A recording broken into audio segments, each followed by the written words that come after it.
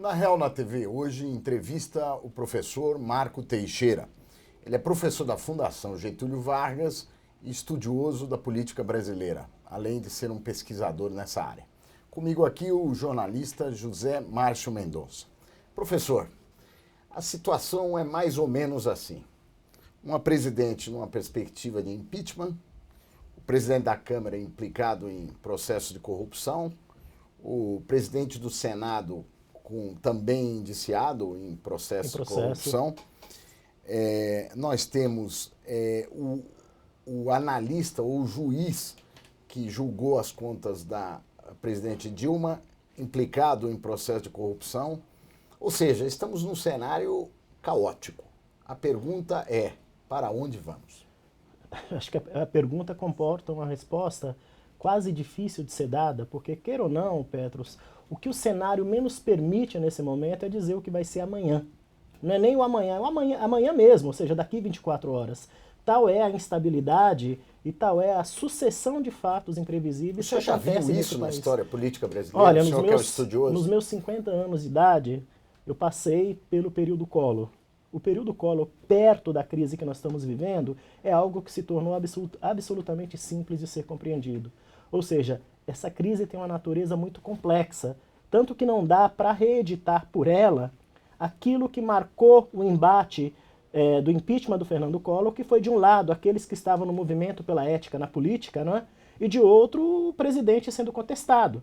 O que nós estamos vendo nesse momento? Um grupo que contesta a presidente da República, que quer fazer pedido de impeachment, primeiro baseado em problemas de corrupção, agora das pedaladas fiscais, mas ao mesmo tempo, nesse grupo, você tem pessoas que estão sendo investigados também.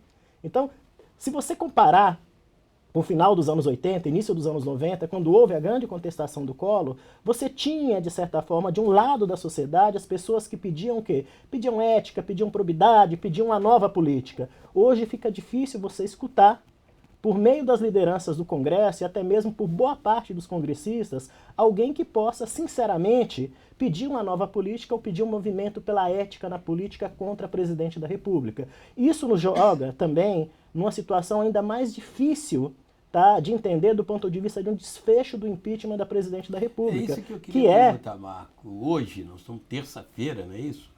Hoje pela 14 manhã, horas. 14 horas, o ministro Teori Zavascki... É bom deixar preciso o momento que estamos falando. Deu uma decisão que foi considerada uma forma de retardar o andamento de um processo de impeachment da presidente Dilma. Você acha que com isso está afastada a possibilidade, pelo menos mais ou menos imediata, desse processo andar no Congresso Nacional e até que a presidente consiga recuperar um pouco, digamos assim, a governabilidade dela? Olha, Zé Márcio, eu diria que momentaneamente está em suspenso o debate. Agora, obviamente, que daqui a pouco começam a surgir as reações.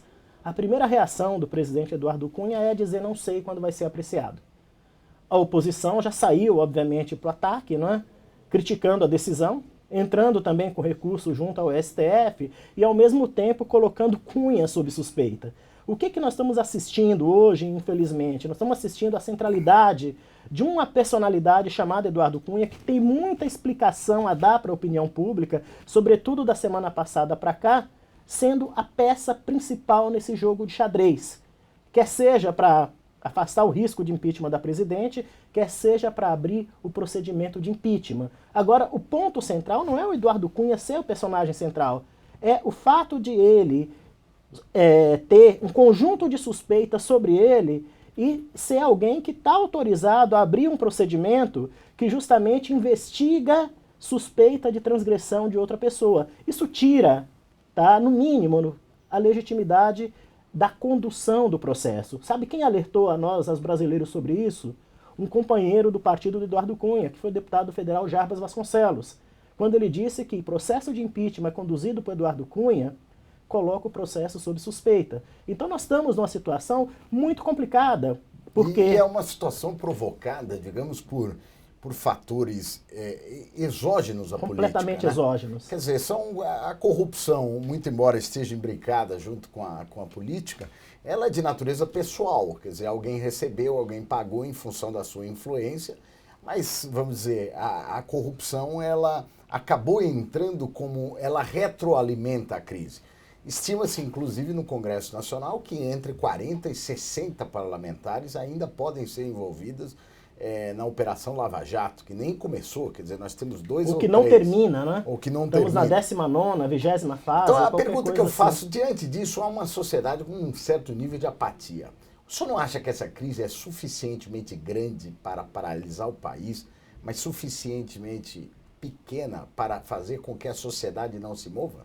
Pois Petrus, mais uma vez você está colocando um ponto que ele é importantíssimo, tá? E que nos ajuda a tentar mexer um pouco no entendimento desse momento. Agora o que nós temos que ver é o seguinte, há meses atrás a sociedade estava inteiramente mobilizada, sobretudo contra o governo. Tá? Milhões de pessoas sem precedentes, tá, em termos numéricos nas ruas do país inteiro. O que aconteceu de lá para cá? Percebeu-se que o problema não era só o governo. Percebeu-se que o problema estava, inclusive, do lado das pessoas que pediam a cabeça do governo. Eu acho que essa falta de perspectiva, essa falta de uma liderança, essa falta de um projeto no qual as pessoas pudessem abraçar, esvaziou as ruas, ou esvaziou a perspectiva de mudança. Inclusive, o que eu vejo hoje? Eu vejo uma presidente da República que o sentimento que eu tenho é que ela não exerce mais o cargo. E que o cargo está sendo conduzido, tá, de diferentes maneiras, ou de um lado pelo PMDB, ou de outro lado por lideranças do PT. Uma presidente eleita constitucionalmente, né? Há 7 meses atrás, há 8 meses atrás. É ou seja, incrível não isso. passa disso. A mudança foi de uma forma tão brusca que nós não conseguimos digerir até o presente momento. Agora, o que eu acho concretamente? Eu acho que a gente não conseguiu dar o passo adiante, que é gerar um projeto alternativo. Acabei de vir da Espanha. Passei por lá quase 2 semanas. E queira ou não, os espanhóis passaram por um processo muito idêntico ao nosso. Mas qual foi a diferença? Eles geraram um projeto alternativo. Se vai dar resultado ou não é outra história. Mas aquilo fez com que a sociedade acabasse com o bipartidarismo na Espanha em torno de perspectiva. Ou seja, você tinha 2 partidos que se revezavam no poder na Espanha há dezenas e dezenas de anos.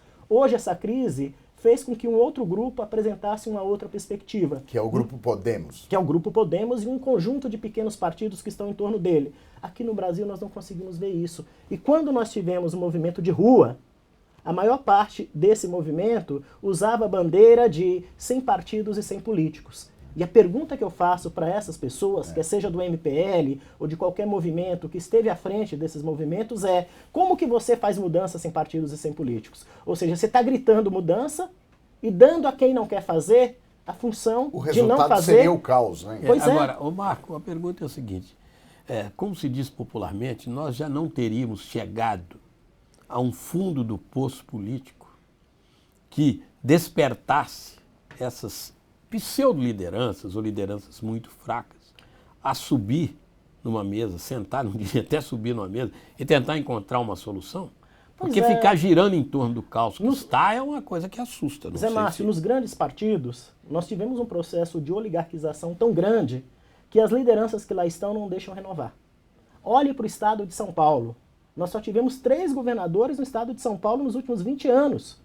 Quando não foi o Covas, foi o Alckmin, no meio desse período teve o Serra. Ou seja, para um partido como o PSDB, que se propõe a governar o país e a ter um projeto, não ter renovação naquele que é o centro irradiador de poder do partido é muito pobre. Tanto que o partido está agora se vendo numa situação de não saber quem lançar candidato a prefeito de São Paulo. Nos outros partidos, a mesma coisa. Ou seja, se nós não temos renovação dentro dos grandes partidos, que estão aí estruturados, tá, que representam interesses distintos na sociedade, os novos terão mais dificuldades ainda. Talvez... Ou seja, o que o professor está dizendo é que essa crise, sendo estrutural, ela precisaria de um revigoramento muito mais profundo. Sem dúvida. E hoje o poder incumbente não permite que tenhamos essa renovação. Sem dúvida. Interpretei. Sim, sem dúvida. Sendo objetivo assim. O que mesmas dessa lideranças, forma, mesmos partidos, mesmos programas e uma crise que se retroalimenta. Que se retroalimenta. Se retroalimenta. Tem 2 novidades no cenário que nós não podemos chamar de novidade. A Marina com a Rede e o Ciro Gomes no PDT. Ou seja, o que eles trazem de novo do ponto de vista do debate público? Até agora nada. O Ciro surge com aquele velho estilo Ciro de sempre, né, com língua felina atirando para todo lado, e a Marina até o presente momento fazendo coisas que muitas vezes falando coisas que muitas vezes só ela consegue entender. a própria sociedade não sabe muito bem o que ela está querendo dizer concretamente. Mas, de todo modo, o fato da rede ter sido autorizada a funcionar como partido é uma alternativa de você pensar uma nova forma de fazer política, em que pese a rede usar esse slogan e não ter dito até o momento claramente que nova forma de fazer política é essa. Eu acredito que parte dessa sociedade que está em silêncio, ou que foi para a rua e se retirou da rua, está à espera do que acreditar. Agora, a grande questão, a gente volta para o nosso debate inicial. Nós temos um diagnóstico de que a crise é profunda, é aguda, mas ao mesmo tempo não sabemos o que vai ser amanhã. E não dá para esperar, é o que a minha colocação é essa, não dá para esperar. A questão é urgente. E aí? Dá para esperar até depois da manhã? Não dá para esperar. O país está paralisado. O país precisa ser governado. O país está paralisado, não é do ponto de vista político, engessamento, é do ponto de vista econômico também, com consequências que são danosas, tá, para a economia como um todo, e não é para agora. É para um futuro que a gente não sabe dimensionar muito bem até quando isso vai acontecer. Portanto, o ideal, Zé Márcio, e aí é uma crença minha, é que essa classe política que aí está tivesse algum grau de maturidade e parassem de colocar suas disputas pelo poder acima do problema que está aí. Ou seja, tem um processo de impeachment, aprecie, vote, agora não atrapalhe, por exemplo, o ajuste fiscal. Não procrastine, por exemplo, a apreciação de temas que estão afetando o desempenho econômico em nome do interesse do país. Porque a impressão que fica é que, de um lado, o governo joga com tudo que tem, entrega tudo que tem para sobreviver, e de outro, quadros da oposição apostam no aumento do caos para poder viabilizar a sua chegada ao poder. O que é um baita paradoxo. Por quê? Porque no passado... esse jogo está empatado, e aí o país empaca. Esse jogo está empatado, mas tem um grande derrotado, que é o país. Tem outro grande derrotado, que é a sociedade. E é um paradoxo, Petros, porque no passado acusavam o PT de querer o caos para chegar ao poder. Isso. Agora, quem acusava o PT faz a mesma coisa para também chegar ao poder. Ou seja, cadê o interesse público num processo como esse? Por exemplo, cadê a qual a preocupação opinião do senhor país? em relação a esses vetos da presidente? Eles serão... Como é que... há perspectiva de que a gente tenha um sinal mínimo de que, por exemplo, no caminho do ajuste fiscal a gente tem a votação desses vetos? Então, se você for ver, a não apreciação ainda é uma vitória da presidente. Por quê? Porque o veto até então está mantido, né? Agora, de todo modo, você prolongar esse debate, você dá uma instabilidade para os investidores, para a sensação de segurança do país, que é uma coisa gigantesca. Não, mas mais grave, eu pergunto isso, prolongar o debate, prolongar, por exemplo, a decisão sobre o impeachment, sim ou não? A decisão sobre o veto, sim ou não, tem um outro lado mais perigoso. Sim. Quer dizer, dá mais munição para quem quer chantagear. Sem dúvida, você torna o problema maior do que ele de fato é. E você valoriza ainda mais quem tem algum tipo de poder para, nesse momento, jogar ou para um lado ou para o outro. O que explica a força do Eduardo Cunha, diante de todo o momento que ele está vivendo, e ele preservar essa força, apesar de tudo isso, é exatamente o fato dele ser extremamente útil para os dois lados. Agora, só isso justifica. Não é só ser útil, eu faço a pergunta e vou mais longe. Quem tem medo do Eduardo Cunha e por quê? Ambos os lados têm medo. Não só usando ele, não tem medo. Exato, também. Ambos os lados têm medo, pensando em governo e oposição. A oposição precisa do Cunha porque sem ele não tem processo de impeachment. O governo precisa do Cunha, ou do PMDB, que o Cunha consegue manejar, porque ali tem números fundamentais para preservar, tá, o mandato do próprio governo.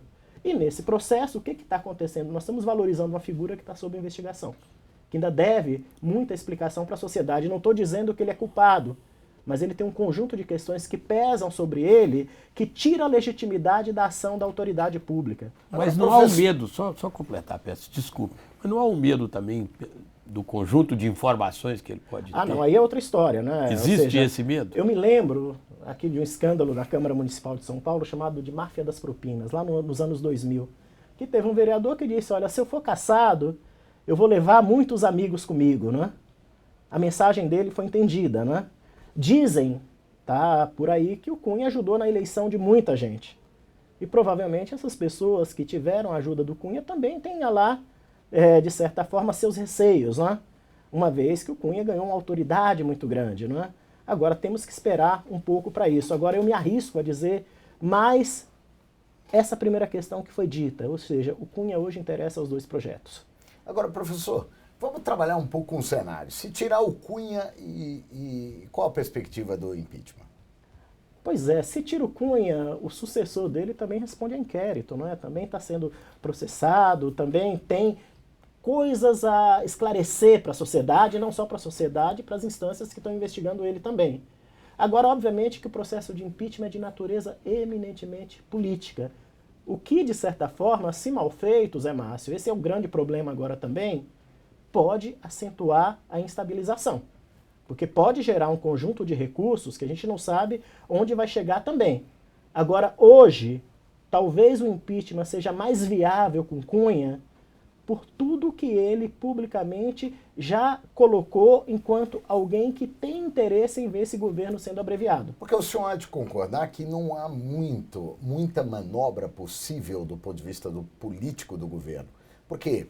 O governo cedeu aos partidos no momento que fez o ministério. Cedeu ao mercado quando colocou o ministro Levi. Cedeu agora ao baixo clero do PMDB para manter os votos. Ou seja, o governo está absolutamente refém desse panorama. E ele não encontra mais uma margem de manobra para se manter. Não tem mais o que ceder. Ou seja, mesmo na eventualidade da saída do presidente Cunha, ou mesmo diante do impeachment, da concretização do impeachment, o cenário também me parece bastante confuso. O cenário é extremamente confuso. Agora, note bem, o Eduardo Cunha ele vem numa linha de rompimento com o governo desde o processo eleitoral, quando ele foi apoiar Aécio Neves, inclusive. É diferente de quem possa sucedê-lo, né? E o que é mais curioso, né? Pessoas do seu grupo pegando cargo no governo. Ou seja, a indicação de Celso Panceira, ninguém me tira da cabeça que passou por Cunha. Em que pese ele não ter entregue os votos, ou não ter jogado da forma que o governo esperava que ele jogasse. E, obviamente, que ele está absolutamente ferido, né? Desde o momento em que ele apareceu na lista de Janot, passou a culpar o governo, tá, por tudo que vem acontecendo de lá para cá. Agora, Marco, uma questão que se coloca prática. Os dois pesos da balança que podem segurar, fazer a balança pender para o lado do presidente, eliminar impeachment e outras coisas mais, são PMDB e PT. Não é isso? Se os dois fecharem por um lado ou por outro, está definido o jogo. Correto. Né? A oposição, nesse caso, faz barulho, mas não define nem pesa. Agora eu pergunto o seguinte, então, o vice Michel Temer e o ex-presidente Lula, que são, digamos, os homens desse partido, eles não têm compromisso com a presidente Dilma e não estão omissos neste caso, neste momento? Olha, pelo menos publicamente? Vamos separar os dois P's. Acredito que é mais fácil o Lula pacificar o PT do que o Michel Temer e o PMDB. O Michel Temer não conseguiu unir o PMDB nem na campanha à presidência da República. Quando a Marta saiu do governo, a Marta Suplicy saiu do governo batendo no governo e sinalizou que entraria no PMDB, o Michel Temer foi a público dizendo que não aceitaria a Marta Suplicy no PMDB porque ele não iria conviver com quem destruía um governo do qual ele fazia parte. E hoje ele teve que engolir a Marta Suplicy, inclusive convivendo de maneira extremamente harmoniosa. Se nós olharmos o papel do Michel Temer nessa crise hoje, é o papel de alguém que está absolutamente alheio a esse processo. Não sei se alheio porque quer um desfecho que lhe seja favorável, mas também não sei se alheio porque não tem muito o que fazer. Porque quando nós falamos em PMDB, nós não estamos falando num corpo homogêneo. O que se entrega de um PMDB não necessariamente se entrega em outro PMDB. O presidente da República agora fez um acordo, demorou a reforma ministerial para contemplar as diferentes áreas do PMDB. E todo mundo imaginou que ela teria tido êxito. As votações no Congresso mostraram que não. Então o PMDB não é para amadores. Nem os profissionais do PMDB entendem o PMDB. No pior sentido da palavra. Sem dúvida alguma. No sentido mais irônico. E o caso Lula? Não, o Lula, pacificar o PT é mais fácil, porque o PT, hoje, ele ainda gira em torno da liderança do Lula. Tá? E, de uma maneira ou de outra, é um partido mais coeso. Você vai encontrar uma ou outra defecção por razões ideológicas. A saída do Molon para a rede, o Paulo Paim, lá no Rio Grande do Sul, com as questões ou com os temas sindicais que são mais temas de princípio, por reforma na Previdência ou qualquer coisa dessa natureza. Mas eu acho que a preservação do mandato da Presidente da República acaba unificando todo mundo. E a oposição, professor? O que o senhor acha que tem sido o papel da oposição dentro desse contexto, além de pedir o impeachment? Eu acho que falta à oposição apresentar um projeto de Estado. E dizer o seguinte, olha, o caminho que está aí está completamente errado e nós poderíamos ir por uma trajetória que é diferente. Por quê? Porque caminhando para essa trajetória poderia se chegar a tal e tal lugar. A impressão que eu tenho é que a oposição, obviamente, quer o afastamento do governo, mas não sabe muito bem dizer o que faria dentro do governo. E provavelmente faria isso que está sendo feito do ponto de vista de ajuste fiscal. E está com baixa fiscal. também, não sei se o senhor concorda, e tem baixa possibilidade de mobilização, vamos dizer, para impor os seus programas. Né? Sem dúvida alguma. A mobilização modesta. Né? Sem dúvida alguma, porque nesses governos petistas, ou seja, nesses últimos 12 anos, a oposição se afastou da sociedade também. Ela fez um papel muito ruim no Congresso, ou seja, não conseguiu se diferenciar do próprio governo, fazer uma crítica propositiva e, ao mesmo tempo, se distanciou do grande debate nacional. A impressão que eu tenho é que a oposição se preocupa mais com as eleições locais, não é? E menos em se enraizar nacionalmente, tanto que ela diminuiu bastante, não é? Ou seja, você pega, há 8 anos atrás, DEM e PSDB tinham uma bancada numerosa. O DEM praticamente desapareceu com a criação do PSD. E restou ao PSDB esse papel de coadjuvante, de protagonista, mas um protagonista também absolutamente cindido, não é? Em alas e interesses de suas lideranças. No caso do DEM, temos o Agripino Maia também implicado em processo de corrupção, né? E que também está devendo justificativo e até agora não justificou bem. Marco, você que diria ele aparece que o no problema da processo como oposição é que ela não tem muita proximidade do povo, é isso? Exato. Traduzindo. Não, ela não discute com a sociedade. E ao mesmo tempo, o que move você ser de oposição não é simplesmente você ser contrário a quem está no poder. É você mostrar que pode fazer diferente.